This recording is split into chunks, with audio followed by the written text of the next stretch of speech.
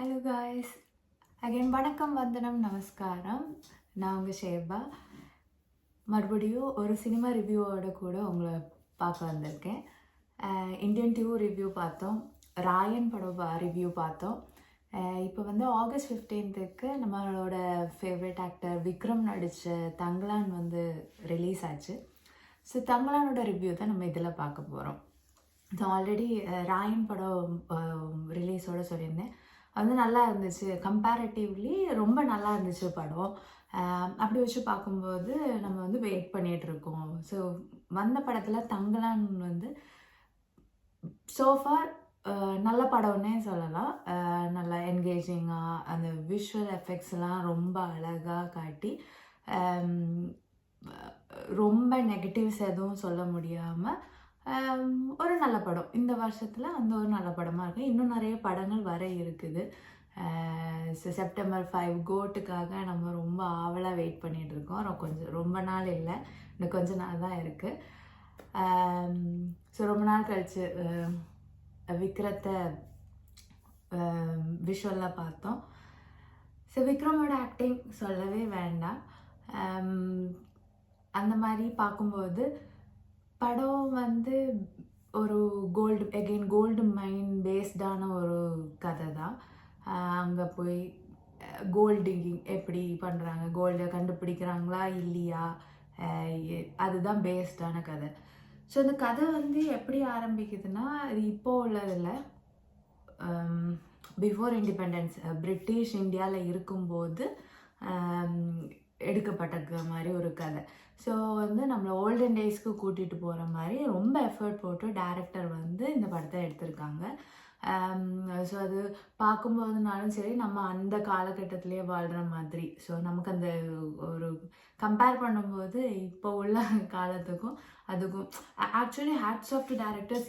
Once வந்து அவங்க நிறைய பேர் வந்து இப்போ வந்து பழைய காலத்தில் எப்படி இருக்காங்க, நிறைய படம் இப்போ வருது ஓல்டன் டேஸில் உள்ளது அப்படி ரீக்ரியேட் பண்ணுறது. அது வந்து ரொம்ப சாதாரணமான விஷயம் கிடையாது. ஏன்னா இப்போ உள்ள டேரக்டர்ஸ் அப்போ வாழ்ந்துருக்கணும்னு அவசியம் இல்லை, அவங்கள அசிஸ்டன்ட் டேரக்டர்ஸ் எல்லாம் அப்போ இருந்திருக்கணும்னு அவசியம் கிடையாது. ஸோ அதில் உள்ள இதெல்லாம் எடுத்து இப்படி தான் இருந்திருக்கலாம். ஈவன் பொன்னியின் செல்வன் கூட அப்படி தான். ஸோ ரொம்ப பேக்கில் போய் என்ன சொல்கிறதுக்கு, அந்த மாதிரிலாம் யோசிக்கிறதுக்கு நம்ம எவிடன்ஸ் கூட எடுக்க முடியாதுல்ல. அந்த காலகட்டத்தில் ஏதாவது எங்கேயாவது எழுதி வச்சுருக்கதான் இருக்கும். ஸோ நிறைய வந்து இமேஜினேஷனாக கூட இருக்கலாம். அதுக்கெல்லாம் கண்டிப்பாக ஹேட்ஸ் ஆஃப் டு டைரக்டர்ஸ். அந்த ஒரு ஓல்டன் டேஸை வந்து ப்ரெசண்ட் இதில் கொண்டு வர்றதுக்கு இப்படி தான் இருந்திருக்கலாம், இப்படியெல்லாம் இருந்திருக்கலாம். ஸோ அது வந்து ரொம்ப நல்லா இருந்துச்சு. பர்சனலாக நான் இந்த மாதிரி ஓல்டன் டேஸில் உள்ள கதையெல்லாம் ரொம்ப விரும்பி பார்ப்பேன். எஸ்பெஷலி ஃபார் த டேரக்டர்ஸ் எப்படி அதை வந்து கொண்டு வந்திருக்காங்க, இப்போ ப்ரெசண்ட்லி அதை எப்படி கொண்டு வராங்கங்கிறத. ஸோ அந்த மாதிரி பிரிட்டிஷ் காலகட்டத்தில் இருக்கும்போது ஒரு இடத்துல கோல்டு இருக்கிற மாதிரியும், அதை எப்படி எடுக்கிறாங்களா, கோல்டு இருக்கா இல்லையா, அதை வந்து அந்த வில்லேஜில் உள்ளவங்க போய் எப்படி எடுக்கிறாங்க, எடுத்து கொடுக்குறாங்களா, இல்லை அவங்க அங்கேருந்து எப்படி காப்பாற்றப்படுறாங்க. ஸோ ஆஸ் அ ஹீரோ அந்த ஒரு அவங்க வில்லேஜில் உள்ள ஆட்களுக்காக எப்படி போராடுறாங்க. இதில் வந்து பல தலைமுறைகளும் இதில் வருது. அவங்களோட ஆன்சிஸ்டர்ஸும் இதுக்காக போராடி இருக்காங்க. ஸோ அந்த மாதிரி கனவு, ஒரு நம்ம ஹீரோவுக்கு வந்து ஒரு கனவு வருது. ஸோ அந்த கனவுல வந்து இன்ஸ்ட்ரக்ஷன்ஸ் போய்கிட்டே இருக்குது. ஸோ அந்த மாதிரி வந்து நான் பர்சனலாக வந்து ட்ரீமை ரொம்ப நம்புகிற ஆள். எல்லா ட்ரீமும் இல்லை, எல்லா ட்ரீமே நம்ம பைத்தியம் முடிச்சிடும். ஸோ அப்போ அந்த ஃபிலிமில் அந்த பாட்டு வந்து கொஞ்சம் கனெக்ட் ஆகுற மாதிரி இருந்துச்சு எனக்கு. எல்லாருக்கும் எல்லா ட்ரீமும் உண்மையாகணும் இல்லை, பட் சில ஆழமாக நினைக்கிற ட்ரீம் வந்து சிலவங்களுக்கு வந்து ரொம்ப லைஃப்பில் கனெக்ட் ஆகும். சம்டைம்ஸ் அந்த ட்ரீம் கூட ஒரு 10-20 இயர்ஸ்க்கு அப்புறம் கூட நமக்கு நடக்கிறதா இருக்கும். ஈவன் இருக்கலாம், நம்ம ஆன்சிஸ்டர்ஸ் கூட நம்ம ட்ரீம் வழியாக நம்மக்கிட்ட பேசுகிறதா கூட இருக்கலாம், நமக்கு தெரியாது. நான் பர்சனலாக ட்ரீம்ஸில் வந்து நிறைய உண்மைகள் என் லைஃப்பில் நடக்கிறது வந்து நான் பார்த்துருக்கேன். ஸோ அந்த மாதிரி இந்த சினிமாலேயும் வருது. ஸோ கதை நமக்கு ஃபுல்லாக இதில் பேசி தீர்க்க முடியாதுல்ல. ஸோ அதை எப்படி அந்த ஹீரோ வந்து அவங்களோட மக்களை எப்படி காப்பாற்றுறாங்கங்கிறது தான் இதில் உள்ள கதை. சில மெயின் பாசிட்டிவ் என்ன டேரக்டருக்கு என்ன சொல்லணும்னா, அந்த விஷுவல் ட்ரீட் எல்லாருக்கும் கொடுத்தது. ஹாலிவுட் பட ரேஞ்சில் வந்து விஷுவல் ட்ரீட் கொடுத்தது தான். லைக் ஃபஸ்ட் ஹாஃபில் ஒரு ஃபைட் வரும். அந்த ஃபைட்லனாலும் சரி, அந்த ஓல்டன் டேஸுங்கிறனால ஓல்டன் டேஸ் வெப்பன்ஸ் யூஸ் பண்ணி ஃபைட் பண்ணும்போது அது வந்து ஹாலிவுட் ரேஞ்சில் நமக்கு வந்து அது அந்த ஒரு புல்லரிக்க வைக்கிற மாதிரி ஒரு எஃபெக்டில் வந்து அது பண்ணியிருக்காங்க. அது வந்து ரொம்ப சூப்பராக இருந்துச்சு.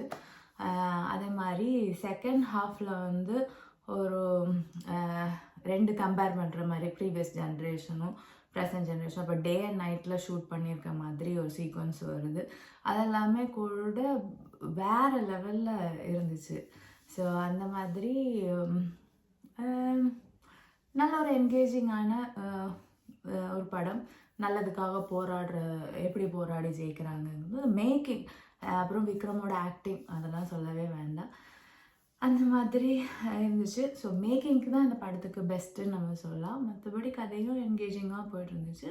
ஒன் டைம் வாட்ச் கண்டிப்பாக பார்க்கலாம். கண்டிப்பாக இது வந்து அந்த விஷுவல் ட்ரீட்டுக்காக தியேட்டரில் போய் பார்த்தா ரொம்ப நல்லாயிருக்கும். ஸோ அந்த மாதிரி ஒரு படம்.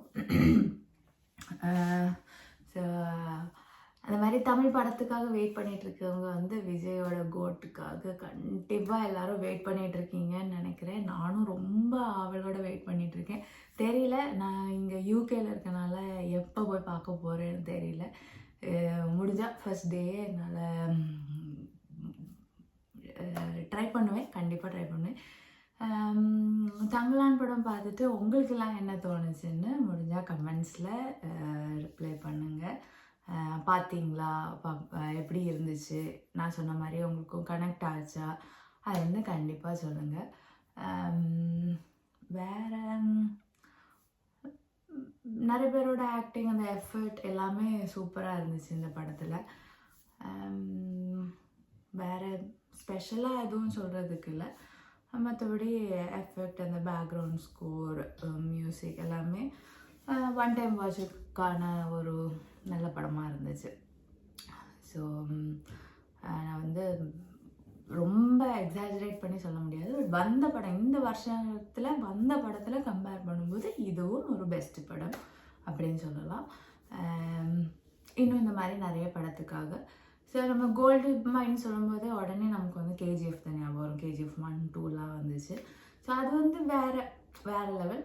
ஏன்னா அதுவுமே ரொம்ப ஓல்டுன்னும் கிடையாது, ரொம்ப நியூவும் கிடையாது. அந்த மாதிரி இதுவும் சொல்லலாம்.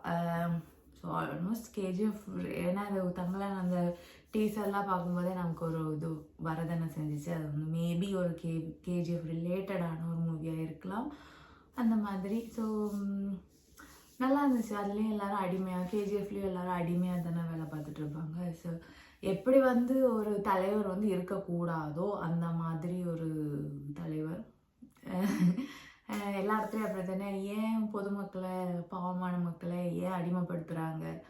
ஸோ ஈக்குவாலிட்டி வேணும்ல, அதெல்லாம் படத்தில் அது அந்த அவங்க ஈக்குவாலிட்டிக்கு எப்படி போராடி அந்த ஈக்குவாலிட்டியை எப்படி எடுக்கிறாங்க, அப்புறம் எப்படி நிம்மதியாக வாழ்கிறாங்க, யாருக்கும் அடிமை இல்லாமல் எப்படி வாழ்கிறாங்கிறது தான். அதுலேருந்து எப்படி தப்பிக்கிறாங்க, அப்படி நிறைய பேர் சாகுறாங்க. ஸோ அது மாதிரி உள்ள கதை தான். இனியும் முடிஞ்சால் நான் நிறைய படங்கள் பார்த்து ரிவ்யூ போடலான்னு இருக்கேன். சப்போர்ட் பண்ணுங்கள், கமெண்ட்ஸ் பண்ணுங்கள், லைக் பண்ணுங்கள். பாய். அடுத்த படம் கோட் பார்த்துட்டு, இல்லைன்னா வேறு ஏதாவது மலையாள படம் ஏதாவது பார்த்துட்டு உங்களை மறுபடியும் வந்து பார்க்குறேன். பாய்.